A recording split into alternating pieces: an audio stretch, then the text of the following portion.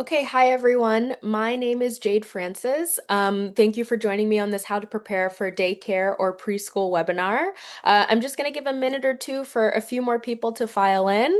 But if you need to jump off at any point, we will be recording the session and we'll send a sort of follow-up and the video after. So if you do need to jump off, feel free to do so. Into slideshow.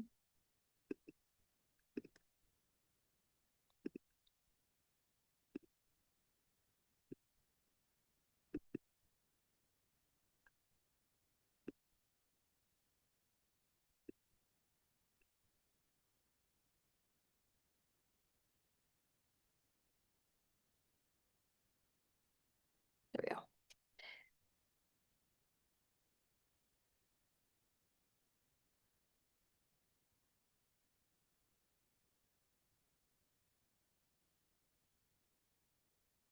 Okay, let's get started. So, hi everyone. As I said, my name is Jade Francis, and I welcome you to this webinar today, which is how to prepare for daycare or preschool for your child. So, I want to provide some sort of practical, research-informed strategies to help you with this like huge milestone that is your child sort of going to an alternative setting that's not with a family member or a sort of caregiver you know, or yourself for the sort of whole day. And so we're just going to talk about that and share some tips and strategies. So this is something that can be really exciting, but it also comes with a lot of challenges sometimes, or things that we don't even sort of think about. So the idea today is to sort of give you an overview of what that process sort of looks like. And as I said, give you some tips and strategies to maybe just think about how you want to set up your time and prepare you and your child for this sort of milestone.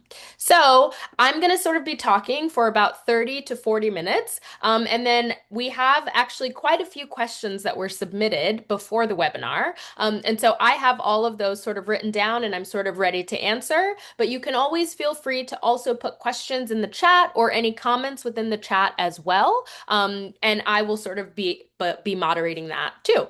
So feel free to sort of sit back, you have the chat feature, and just listen to me for a few minutes before we sort of share some questions throughout. Um, so, welcome. As I said, my name is Jade Francis, and I'm Vivvi's Learning and Curriculum Manager. And so that means that I support all the Vivvies with anything related to curriculum, training, and also just making sure that whatever's going on in the classrooms each and every day is what we know to be the highest quality and the sort of best developmentally for children. I also help really closely to sort of build on our learning model and make sure that our learning centers have inquiry-based curriculum that supports children across all those age ranges. So we support children from the age of infants all the way up to sort of 5 when they enter into a kindergarten setting. And so we always want to make sure that everything that we're doing at each of those stages is developmentally appropriate. So today, as I said, we're just going to be sharing some of the same research that I sort of use every day to sort of help your child and you through this transition. So, what we're going to cover is first, when should you start preparing? So, if your child is starting school in the sort of next few weeks or months, or even if they're starting school tomorrow, there's lots of things that you can do to sort of prepare and make sure that you're ready as well as your child being ready. So, we'll talk a little bit about those routines and what that may look like, and sort of how to build confidence, not only for your child, but also for you, because this is a huge deal for parents and caregivers as well. And then we'll talk a little bit about separation anxiety. This is obviously something that is incredibly common and developmentally appropriate that your child will have separation anxiety from you. So we want to talk about that and sort of ground ourselves in that and sort of go from there and seeing strategies that work with keeping in mind that it is developmentally appropriate to have some separation anxiety. Then we'll talk a little bit about what happens in those first days and weeks. What's a normal adjustment? Which things are not so typical for an adjustment? And when is it worth sort of having a conversation with your child's caregivers about what is going on and how they're sort of doing in that setting? Because if it's a new setting and it's something that you've never sort of experienced before, you want to know, is your child progressing in a way that they would expect? What can we do to help? And how do we sort of move from that point? So as I said, there's time at the end for questions, and I love that we got so many questions beforehand. So I'm definitely going to make sure that we have enough time to sort of answer those. Some of them will be answered throughout the presentation, and if they're not, I will sort of pick them up at the end. But as I said, feel free to use the sort of chat feature and share anything that you would like. And maybe you could share in the chat now how old your child is and sort of when they're going to be starting a new school or daycare or preschool, and sort of anything that you're sort of nervous or worried about. Um, so, so before we dive in, it's really important to share that there are two kinds of preparing for this, right? Almost every parent expects to prepare your child for this, but oftentimes you also need to prepare yourself. This is a huge, huge milestone and change for everyone in the family unit. Everyone who sort of touches that child is going to be impacted by this new thing.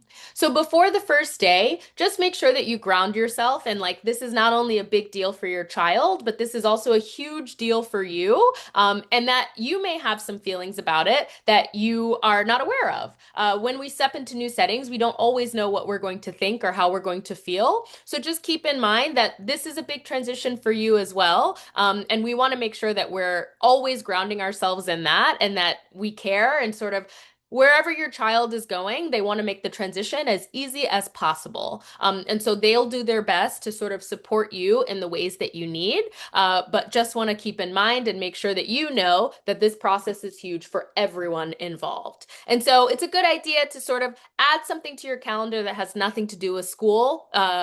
Coffee with a friend, an early bedtime, a walk without your phone, just sort of grounding yourself in the experience and this huge milestone for your child. Um, and so thinking about when should you start preparing? We really want to treat this as a transition and not just a date on a calendar, right? It's not like tomorrow your child goes into a new setting and that's it. We really want it to sort of be a gradual progression for children to sort of understand their new environment. We know that children really thrive on routines and structures, and so building those routines and structures in place before the change happens is very important. Obviously, if the change is happening quicker than we can sort of prepare for it, that's okay too. But the quicker that we can sort of get routines and structures that are similar each day for the children, the better.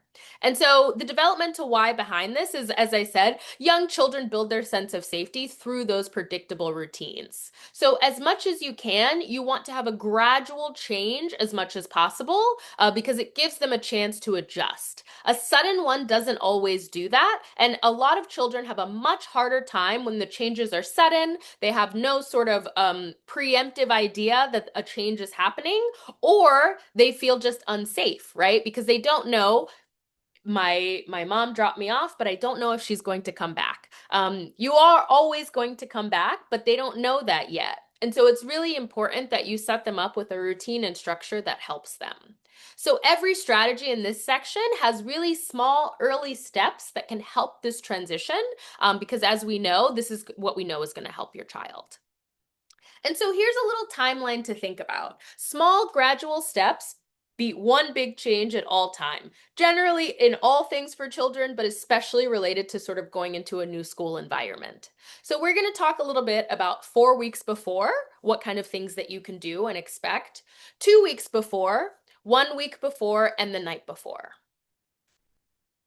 So, if you're 4 weeks before this sort of transition for your child, this is really when you think about laying the gentle groundwork ahead of that big day that's coming. So, especially when we think about summertime, when schedules are a little bit different and a little more free and lax, think about gradually adjusting your child's bedtime to sort of be 5 to 10 to 15 minutes earlier each night until you reach that schedule that works for you. And so this is a great example of something to sort of not try just overnight. You shouldn't go from an hour change in bedtime overnight because you're going to have a challenging time and they're going to have a challenging time. But you can make small incremental shifts at sort of each day to sort of get you to the place where you need to be. Also, when you think about your household schedule too, think about children's sort of screen time habits and things like that. We want them to have a similar experience to what they're going to have in school, and that's usually going to be sort of less screen time, and you need that time to sort of wind down from that. We want to make sure that their rhythms are resetting to get used to sort of waking up at the same time, getting ready in the same way, and going to the same place. And so, as much as you can think about that weeks out, the better, because it just prepares them. So, even if they're not yet starting school, there's nothing wrong with sort of getting started on that schedule now for cleanup, for getting ready for the next day. Also, make sure that you look at your calendar before you lock in a start date. Generally, if you're sort of going into a new daycare or preschool setting, sometimes they enroll children all at the same time, where they all start at the same day, the same time. Especially if they're enrolling in a sort of 3K, 4K, or kindergarten program, they're likely all going to start at the same time. But if your child is starting in daycare or sort of different preschool settings for younger children, there could be alternative times that you could start to support that. And sometimes schools also do something where they stagger children coming in. So maybe you would start at a later time in the day, or maybe you would start on a different day, just to sort of make sure that they have enough to support all the children who are in the setting. So try not to stack this transition with other things happening, right? If you're having a new sibling that's joining the family, if you're moving, if you're potty training, it's always going to be harder if you do a bunch of things at one time for yourself and for children. So just think about the way that you're stacking those things in your calendar so that there's enough time for each transition before the next thing. Again, this is not always possible, and we understand that. Some things you can't stop, and that's okay. But you do, if you're being proactive about setting yourself up and setting your family up for this, these are things to think about. And then new routines are going to come as well. If this is the first time, for example, that you're commuting or taking your child to a new place to sort of go to school for the day, think about that as well. That's something that you have to build a routine as well as time in for. So really think about, for example, trying the commute out before the first day. Maybe trying a few different ways to get there. Thinking about, are you taking a stroller? Are you carrying them in a carrier? All of these things are really important to think about, and you don't want to sort of overwhelm yourself the day before. So really think about those new sort of routines and shifts and how you want to make those. Because as we said, that sudden change is going to be the thing that's most challenging for your child. It's always going to be challenging to entering into a new setting if you're a child, but even as adults, we have challenges going into new settings, and it's important to remember that too, that it's completely normal to sort of feel nervous or feel uncertain when you're doing something new. And so we really want, again, to focus on those predictable routines because it gives children a sense of control and safety if they know what's coming. So with the commuting example, if they know that when it's time to go, they have to get into the stroller, this is where they're going to get on the train, this is how many stops they're going to go, and this is where they're going to get off, that's so much, that brings them so much more peace and sort of feeling of control than just getting in and going somewhere that they've never been and don't know anyone. So, gradual change, small doses, and we don't want it to sort of be seen as something that's scary or a threat. We want it to be seen as sort of a new routine that they're starting. And so now we're getting closer. We're thinking about 2 weeks before. So this is when you can start building anticipation, but try to sort of minimize as much worry as possible. As I've said several times throughout, children really thrive on predictable structures and routines. And so part of that is knowing what's coming next. And so you could start talking about school. Even if you have a child who's not yet super verbal or doesn't have a lot of words, they listen to you all the time. And so you can start talking about school. You can start talking about where they're going to go. If you know their new teachers, you can start using their names. You just want to start building the conversation around this new thing. Rather than sort of a big sit down conversation where you sort of sit them down and say, hey, it's time for you to go to school. Think about early chats and just pulling them into sort of small parts of the day. So 2 weeks is enough time to introduce the idea without them getting sort of fixated on it, right? If you introduce this sort of 3 months before to a child who's quite small, one, they're not really going to remember, they're not really going to understand, and those changes aren't going to be in place, so they can't really make a connection between what you're saying and what's going to happen. Children's sense of time is much different than ours. They don't have much of a sense of time, and so 2 weeks before, or those times where these changes are really going to start happening, is really important to help them actually make the connection of what's happening. Another great thing to use is books. There are children's books written about everything, which is fantastic because children read books and sort of understand things that are happening in their own life, or sort of how they can put those things to their own life. So there's lots of books that you can sort of use to talk about getting ready for their first day of school, or getting ready to meet new friends, or meeting a new teacher. These are all things that are available to you and to your child as a way of preparing. And sometimes it's great to sort of include that as a ritual. Maybe the night before school or the few nights before school, you read the same book about getting ready for school. And maybe you read it every day, even after they sort of begin, so that they can take the experiences that they're having and sort of put them in this new context. So with this, the children may ask questions or sort of fears about how they're feeling about school. And this is a really, really great thing. And I encourage you, if this happens, to sort of use those as an in to see what that child is worried about. Oftentimes it's similar what children are worried about, being in a sort of new environment with people they don't know, and also just being away from you and the people who care for them. Something we talk a lot about when children start school is the idea that mommy or daddy or grown up is going to come back for you. It's okay to sort of be upset, and they miss you too. They miss you as much as you miss them, but they are going to come back for you. And so you'll hear that a lot when you sort of child starts new school. Your teachers will likely tell them your parent is going to come back, because it's very scary when they sort of separate from you and they don't know where you are and if you're going to come back. But they do get that in. And over the course, if a child's having a challenging time, over the course of a few days, you'll hear them say, Mommy's going to come back later. Mommy's going to come back later. And guess what? You do. And so that builds that trust and sort of builds the relationship with your child that you are going to come back, that you are there for them, and that you want them to sort of have their own day and do their own thing. So something else to think about 2 weeks before is your supplies. Think about those things that make school really exciting, or think about when you get a new job or when you're doing a new activity. It's really fun to sort of pick out new stuff for it. And so having them sort of pick out their backpack or their lunchbox for school really helps to build that excitement. Because that first day when they're holding those things that they're really proud of and that they love, that builds that excitement for them that, ooh, I get to wear my lunchbox today, or I get to have my special backpack. And so those are things that we really want to focus on and support the children with. It also supports their development of like their own individuality, right? They're leaving from sort of their familiar caregivers and going into a new setting. And so it is really an opportunity to learn about themselves, the things they like, the things they don't like, and the things they want to learn. And so stocking up on those supplies is really helpful as well. Usually when your child almost always goes into a new setting, they'll give you a list of sort of items or materials that you should bring. And so it's just like sort of any school list, I think that we all had like when we were sort of in grade school and things like that. But really sort of take a look at that to sort of decide what things that you need for the child. Again, this is going to help make everyone feel more prepared if you have all of those things before the first day. And also it will help your child to sort of understand what things are theirs, and sort of where things go, what they need to take every day, and all those sorts of things. I would advise that you put their names on sort of anything that you have going to school with them.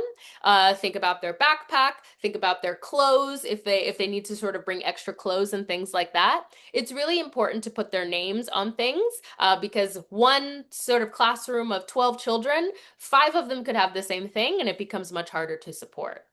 So names, items, all of those things are important to sort of help everybody feel prepared for the first day. And so, as I said, they experience time differently than you do. So, you want to make sure that you're being developmentally appropriate in when you introduce something. And if you have a child who is smaller, say for an infant or a young toddler, this looks a little bit different, right? Because you can't have those conversations because they're not sort of answering back. But they're picking up on your energy, and babies obviously pick up on the routines that their parents set for them. So they will sort of pick up on the routine as well. And again, good to have supplies and all the things that you need to sort of make sure that you're ready for them. And so now, thinking about 1 week before, this is when we start to get a little bit more specific about what is actually going to happen. So think about talking specifics. It could be a time where you sort of tour the school or you try to sort of walk to the building or do whatever the commute is so that children know what to expect. Usually, the school will give you some information about your child's teacher, about your child's classroom, and this is all things that you should share with your child so that they have that information there. Your teacher is going to be Miss Amanda. Your classroom is going to be called the Purple Pandas, for example. And that helps to build excitement, but also helps them to sort of understand and piece together that experience. Some things that are really helpful as well are sort of a visual countdown. Maybe you have a calendar at home where you can sort of mark off the days that are coming, and so children know what to expect. And like I said, I think it cannot be understated how important and helpful it is to sort of do a dry run of that commute or whatever it is. Walk by the school, take a photo of the school so that you can sort of celebrate that you're starting this new thing together. Another thing that could be comforting for your child is to go shopping for sort of favorite snacks or lunch foods together. When packing a lunch for a child, if you provide the lunch as opposed to your school providing the lunch, it's really helpful for them to have familiar snacks or things that they know and love. And also, it reminds you of them. I love cooking, for example, and so I love including sort of lunch or things like that that I know the people are going to love and feel my care through. Some schools also obviously pack lunch for the children or have it provided for the children, but you may provide a snack or something like a water bottle for your child. And so think about these things as well, because again, having something that is really exciting to you, for example, a Paw Patrol water bottle, really does sort of change the whole cadence of the day because you're excited about that. And also you want to share it with other people that you have this thing that you enjoy and you have this water bottle that shows it. And so you could try printing a photo of your child's teacher or just sharing more about their name, about what their school is called, about where they're going to go. A familiar face always makes an unfamiliar place feel a little bit better. So even if it's not a photo, just talking about names and things like that is really important.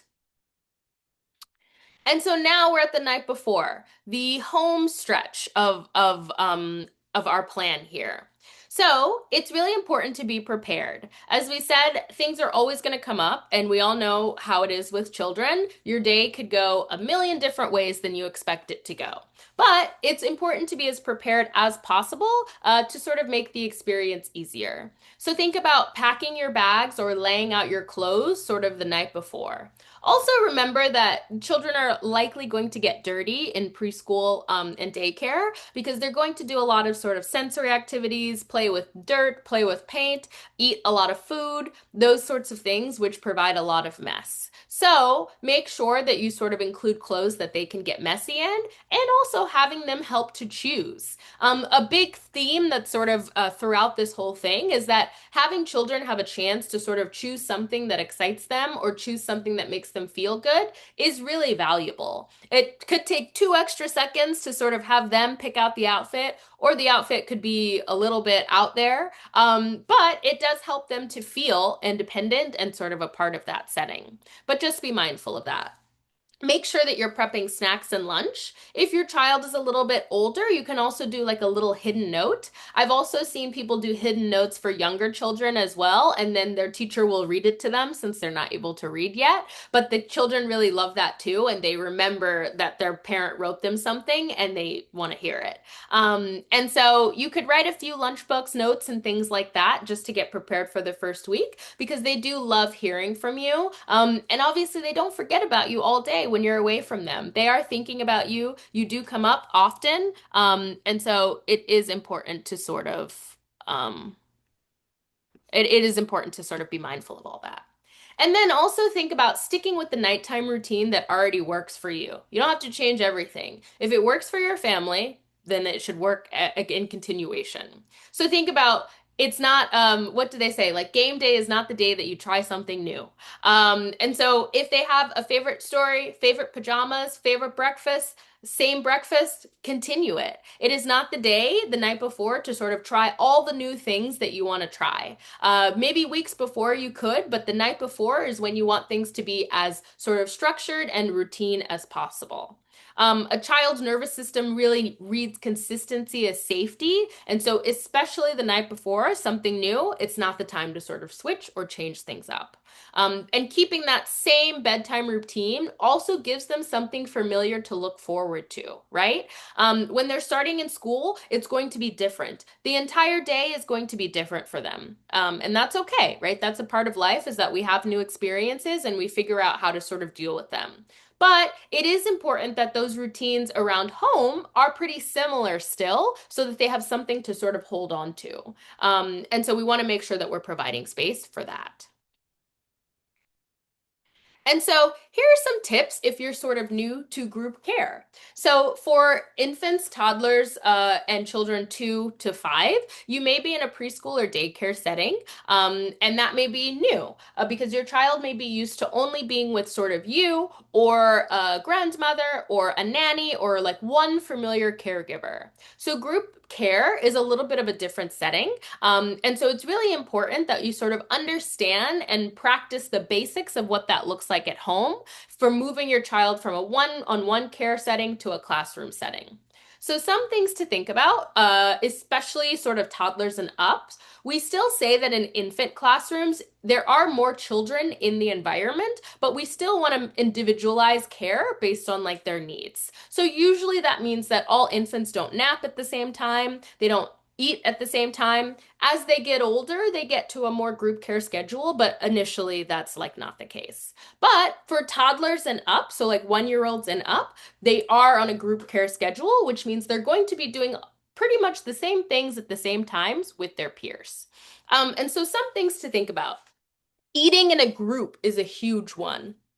Generally, best practice in sort of preschool and early childhood is like what we call like family style eating. So that means all the children are sitting together, sort of eating meals together, sharing sort of not utensils, but like passing utensils to each other, pouring water for each other, all of those things in a sort of group setting. So if most of their meals have been one-on-one, it's a great idea to sort of practice a few family style meals at the table that don't really have a set that have a set start and end time, so that they sort of understand that this is mealtime and then mealtime is over. So that looks a little different than sometimes at home. Maybe you do like grazing on demand where you can kind of eat at all times. And so in group care, they generally have the same times of day where they have snack, where they have lunch, and sometimes if they're at a place that opens a bit later, maybe they have a late snack.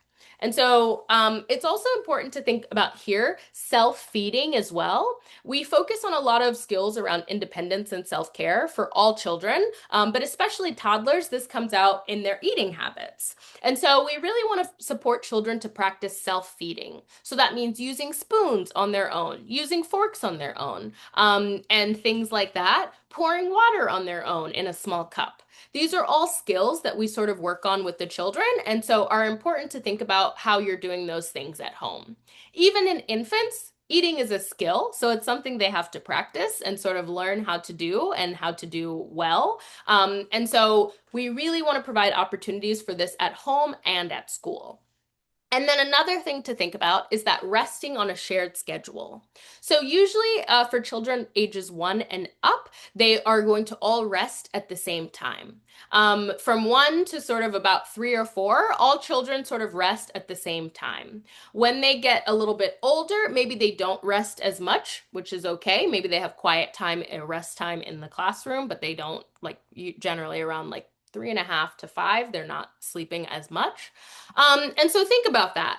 Generally, wherever you have your child, they may have a sort of different method for this. Sometimes they sleep on mats, sometimes they sleep on cots. And so this may be different than what they're used to at home. And so it's really important to sort of think about that as well. And honestly, generally, napping is one of the things that's a little bit easier usually. Parents are sometimes worried about the children napping on a mat or things like that, but generally they take to it very well. And it's not something that's usually a huge issue, even if it's something that's different for the children.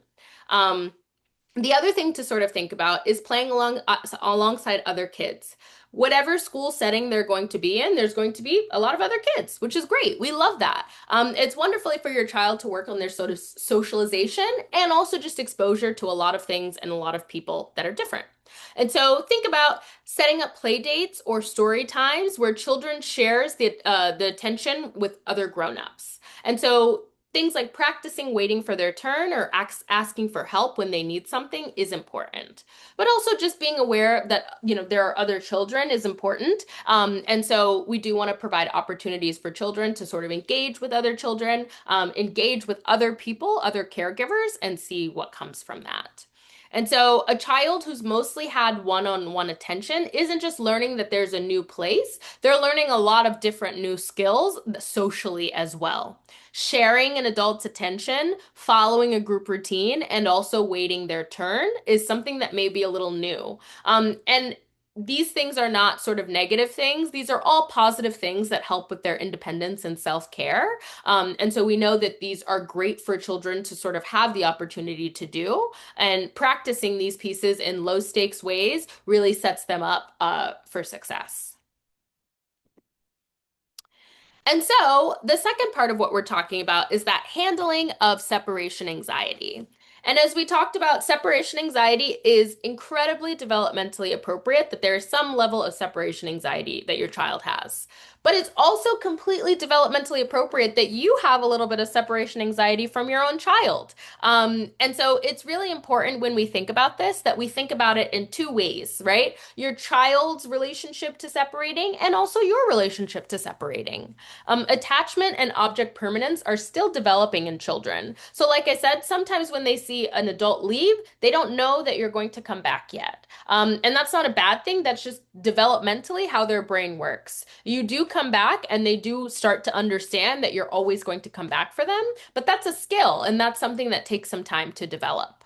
And so it's something that's really important here is those really predictable goodbyes and consistency to help because it can feel sometimes like you're not going to come back, and that can be scary, of course. And so everyone involved wants to support your child with the understanding that your grown-up's going to come back. Your mom is going to come back. Your dad is going to come back. They miss you just as much as you miss them. And that's normal. That's all normal within the context of sort of parenting and caregiving.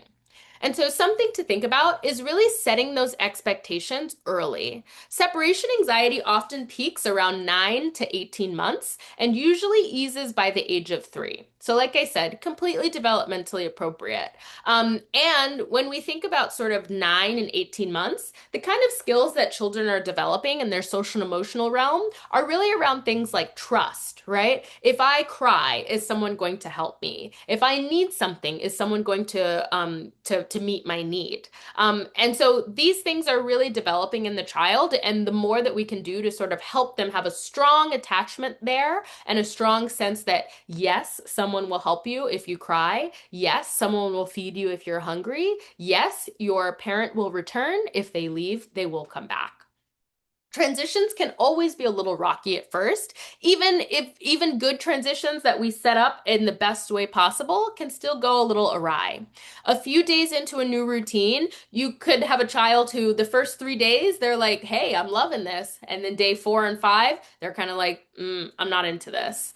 Sometimes what happens is the first few days, they're like, oh, excited that this is cool and new. And then they're like, oh, I'm realizing that this is not going to change and like I'm going to do this every day. And that's normal and it happens all the time. And so it doesn't mean that they're having a bad time, right? It just means that they're experiencing something new and they're trying to incorporate that into their worldview.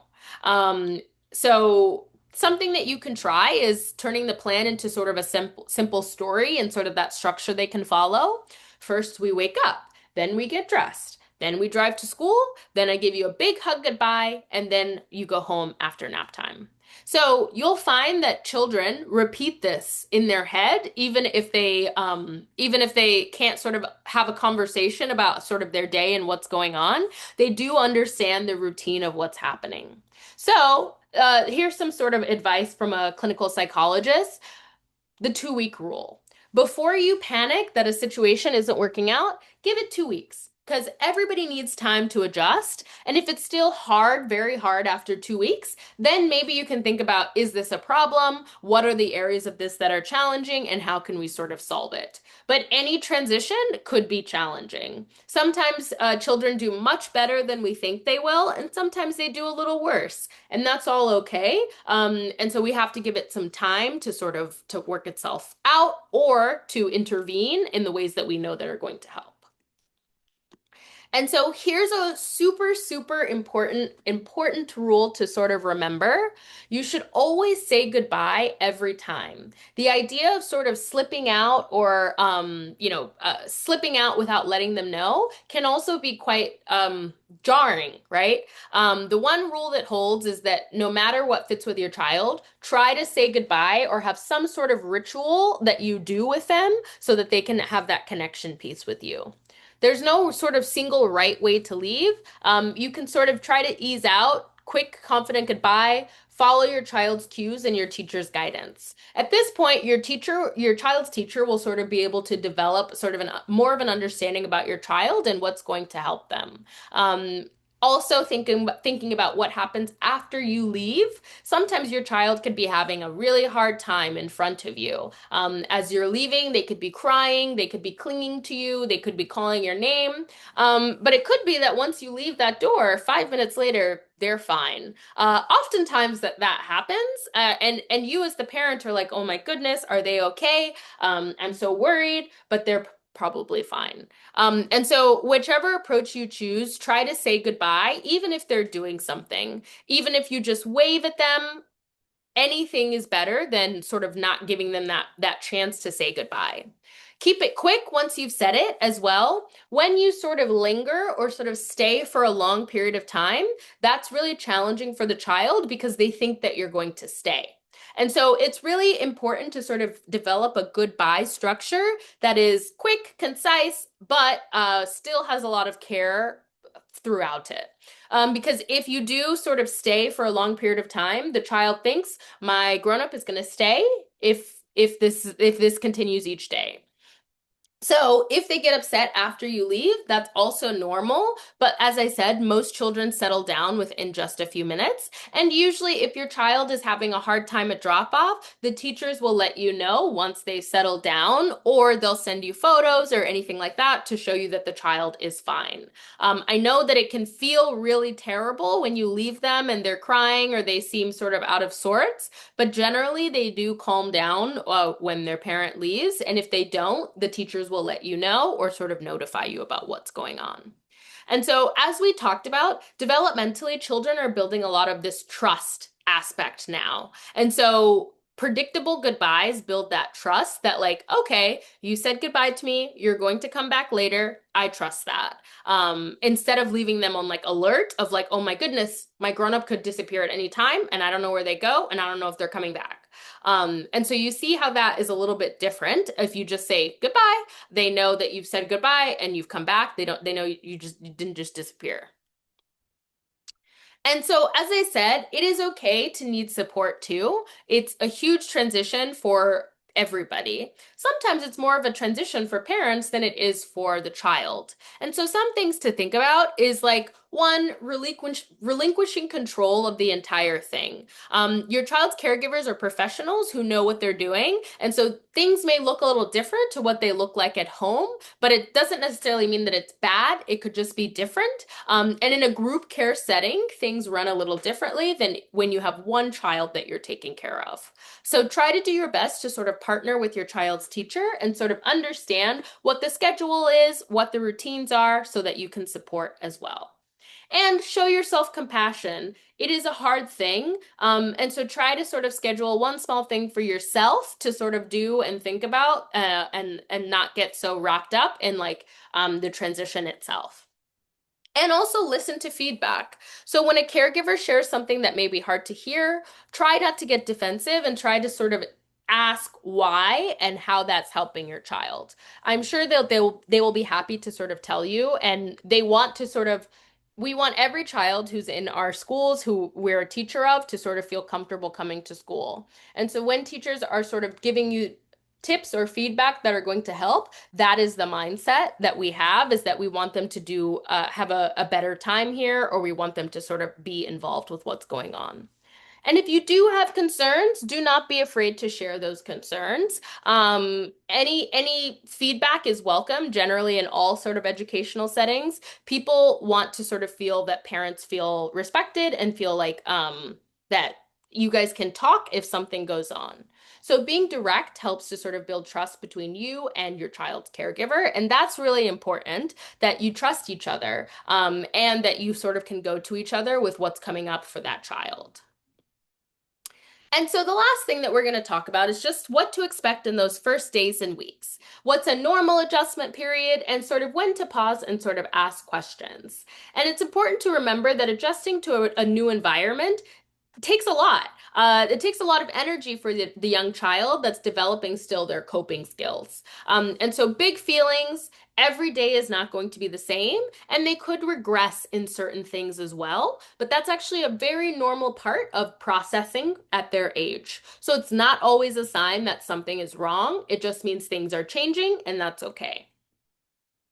And here are some tools to sort of ease the transition. We talked about some of these, but great just to reiterate. Giving a heads up when it's time to go, when it's time to get ready for the school day. A simple countdown or timer, 5 more minutes, then we go, lets the child hear transition coming instead of being surprised by it. So theme throughout, the more that you can prepare for the transition, the better. Building a visual routine is also something that's really helpful that we use at school. So thinking about picture charts or sort of schedules that children can visually see, because as I said, they have a harder time with time and they can't always read yet, or they don't read yet, but they can see pictures and sort of understand what's happening in a schedule from a picture standpoint. And so also reinforce what's working. Celebrate progress with connection. It doesn't always just have to be treats. Maybe it's like at the end of the school day you have, or at the end of the school week, like on a Friday, you have a movie night together to celebrate the week. That's great. That's fun. It's great for the child, and it gives them something to look forward to and something to share with you.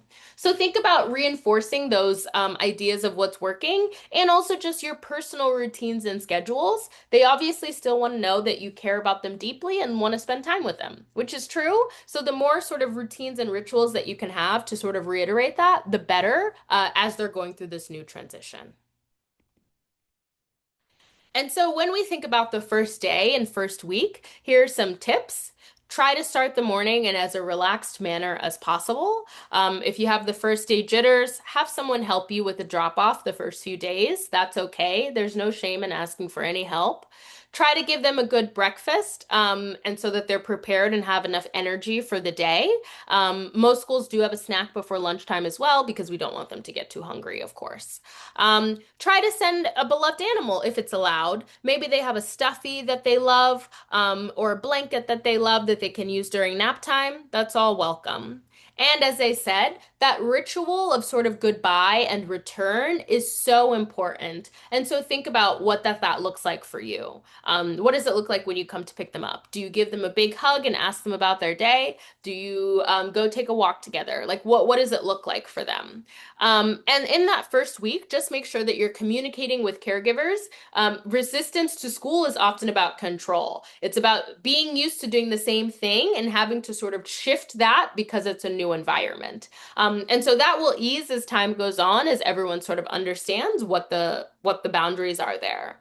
And try to sort of be on time at pickup. And on time just means that they can expect you around a similar time. So there's no like on time, like you have to be there at 4:30 every day, But you do want to be around the same time because the children do get a little nervous if that time comes and their grown-up's not there.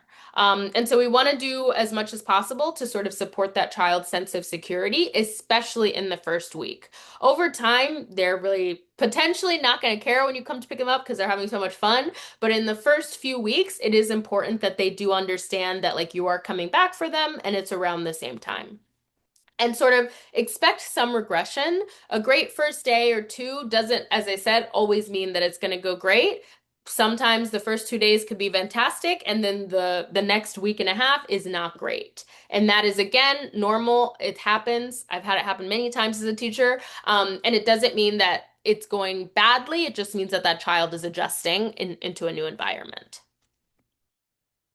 And so when we think about what is a normal adjustment and what is worth a conversation, these are things to think about. Just an adjustment is usually tears at drop off that stop once you leave. That's very normal. That can happen at all times, not even just the first week. Sometimes children just feel that way. We all have feelings, and sometimes they just feel like, it's hard to part. You especially see that at the end of a weekend. So say it was the weekend and today's Monday, you might see more tears drop off because they got to spend all weekend with you. That's normal and makes sense, and is actually a great testament to the fact that they love spending time with their grown-ups. And so a few rough mornings in the first several weeks, again, normal. Some sort of regression at home. Maybe they're sleeping or they're eating or their clinginess changes a little bit. That is to be expected as well because, as I said, they're changing schedules. So, like, their sleep may be a little bit different because the schedule is different at school. And also just wanting extra cuddles or wanting extra sort of clinginess to you. Again, they're spending a lot of time away from you, and so it makes sense that when they come back to you, they want more of that. Things that might be worth a conversation with your teacher if that distress is not easing after several weeks. Or it's interfering with their sleep, they're not eating well, or they're not able to do some things that they used to do.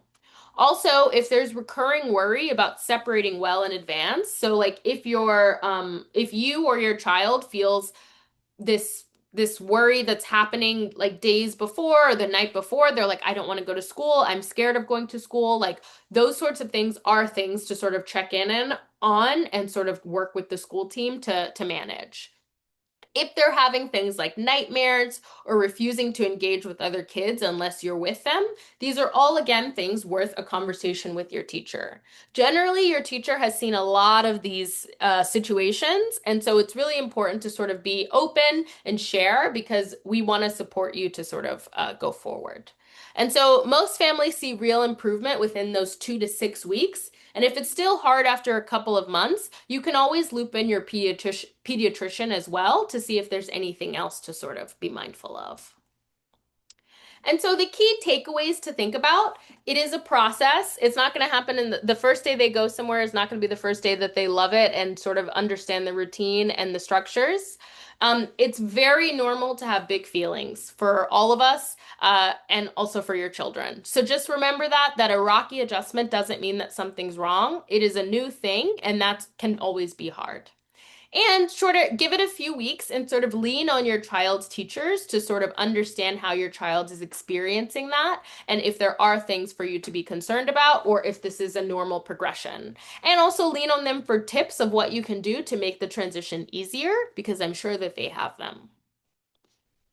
And so now we have some time for some questions. So let me just pull up some of the questions that we had and I will dig in. And I saw we had one question live. Would it be possible to set up a meet and greet with the teacher before their first drop-off day? Great question. Most schools do have an opportunity for you to sort of either meet the teacher virtually or to sort of spend time in the classroom, depending on, where your child is going. Either I would say a virtual meeting with the teacher, or they allow you to sort of spend some time with the teacher before the child comes in. Um, and so some of the questions that we got are one was what are the expectations for most schools around language, motor, and social development? I think the biggest thing to say is that there's not necessarily a ton of expectations that like your child has to do or know this before they can start school. Some places have that, but generally we understand that children are sort of in sort of daycare or preschool environments to learn. And so it's not to feel like your child has a checklist to complete before they start. They can come into the group at very different developmental stages. And younger children, we're generally thinking much more about like how they're communicating, how mobile are they, how explorative are they? Are they able to form relationships with adults? Are they able to start participating in routines? And as children get older, we start to see like, are they able to communicate their needs? Are they growing in independence? Are they engaging with their peers in a way that's appropriate developmentally? And those are the kinds of things that we sort of look for, but it's not to say that they have to do all those things before, but those are just the first things that we look for before building on anything. We talked a little bit about what the general day looks like. Someone had a question about like what does the general day look like? So each school may be a little bit different, but they do have the similar sort of times of day. They might have time for snack, for circle time, for lunch, for rest, for all of those sorts of things. It's going to be pretty similar across the stage. And so when you start school, you'll get a copy of your child's like school schedule, and you'll be able to see what are those things that the day looks like, and think about some ways that you could mimic that day, like thinking about nap time or eating time, how you can make those similar to your times at home. But they will give you a sort of update on what the schedule is there. Um, we talked about that. We talked about that. So we talked about someone asked about transitioning him to drop off in a different school setting. So maybe you were at one school and you're going to a different one. Like we said, the more that you can do to sort of prepare, pictures is also great so that they know where they're going, who they're seeing, all of those sorts of things. As much of the schedule that you can keep the same, even if you're going to a different place, is great.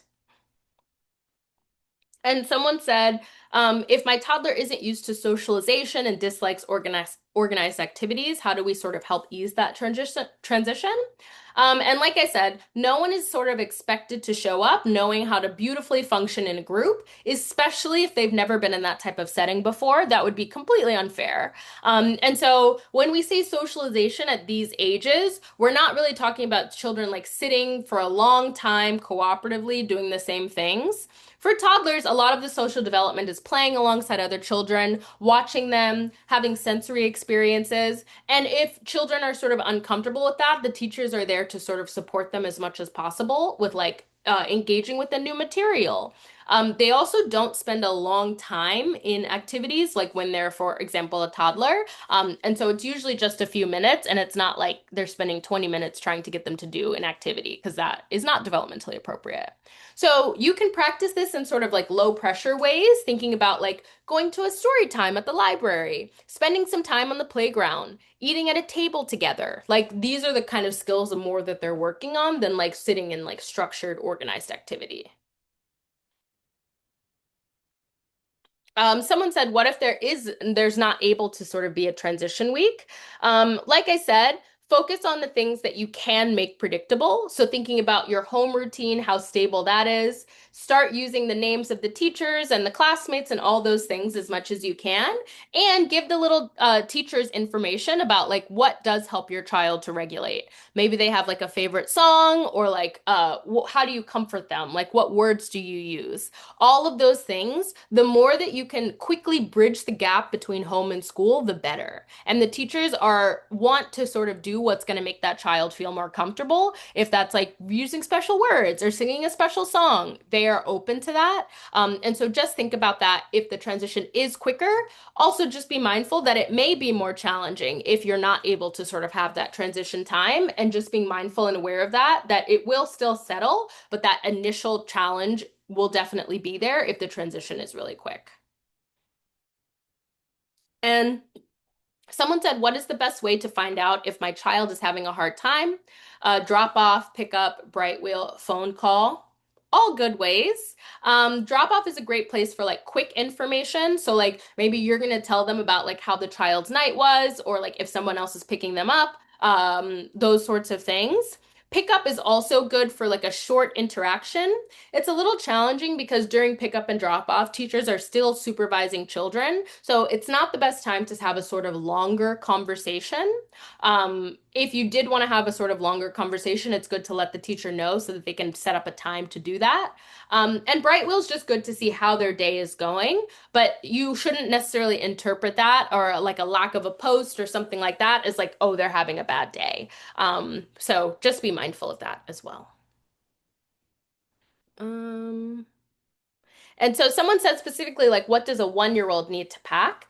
Think about for a 1-year-old, everything should be labeled. Diapers and wipes, if you need to sort of provide those. If they have a special cup or anything like that. As I said, the school will give you a list of what it is that you need for your child. And so just make sure to sort of follow that and to make sure that they have everything that they need. Someone said there's some questions about transition to nap time. That can obviously be a huge deal. For toddlers, sometimes children are still taking 2 naps, and so this might mean them moving down to 1 nap, which can be a little bit of a challenge for some families. The children usually do pretty well with it because, again, the schedule of the day is so much different and so much more like loaded. And so if children see other children sort of engaged in activities or going outside or doing things like that, they do want to be a part of the group. They want to be a part of the schedule. And so you'll find that they're not often offered those 2 naps. We obviously would never restrict a child from sleeping if they're tired or if they're sick or something like that. But what we do want to do is make sure that we're preparing them to sort of be on the same schedule of group care. And so it's really important to sort of talk through that with your child's school and like your child's teacher, because you don't want to sort of abruptly drop a nap just because like this change is happening, but you want to make sure that you gradually sort of help them to get on that same schedule. Um, we talked about that. How do we deal with sickness? That is a great question. So as we know, in preschool and daycare, sickness is something that is going to happen. Um, and especially if your child has never been in a group care setting before, it is likely that they will get sick at some point. And usually, initially, they're obviously being exposed to a lot of new germs. And so there may be some sickness in those first few weeks. And so it's really important to just be mindful of that. The most practical thing you can do is sort of know your school's illness policy before you need it and before it sort of comes up. Understand like when your child will have to stay home and when they can return and what happens if they become sick during the day. From a transition standpoint, this may happen. Your school will let you know in terms of like either how many days the child needs to be out of school, or if someone within the classroom has been diagnosed with some sort of illness that is contagious. And so the best thing that you can do around here is obviously just supporting your child to have sort of practices around hand washing, teaching them how to sort of blow their nose, like things like that that contribute to like their self-care and independence and sort of keeping as clean as possible. The classrooms are cleaned and sanitized as well, but obviously with a lot of children, we can't always prevent all illness. So it is something to be mindful of, and it does happen in the first few weeks, especially as your child is exposed to new germs and things like that, they may be sick. We obviously want to minimize that as much as possible, but it does happen, and that is a great question or something to bring up. Um, yes. So I think we've covered most of the questions there. And we are right on time. So that's great. So thank you so much, everyone, for joining me on this webinar today, this little lunchtime webinar. I hope that if you are preparing your child to be in a new school setting, that you feel a little bit more confident. And I know that it's going to be great. It's an exciting milestone to sort of enter into a new school setting. And I know that your child's teachers or child's school is already excited to receive them. It's a really exciting part about being a teacher is like welcoming new children in. And siblings, just seeing how they grow in confidence and comfortability and socially and all of those things, and getting to work with new families. So there's some information here. There is a little bit tip sheet that, and if you have any questions, you can also email enrollment@vivvi.co. We're going to be sharing the webinar after as well, so please have another look. My email is jade@vivvi.co, so you can reach out to me if you have any questions. If you are at a Vivvi, you can also reach out to your head of school or learning leader on campus for any questions or support with transitions. And thank you so much, everyone, for joining me. Have a great day.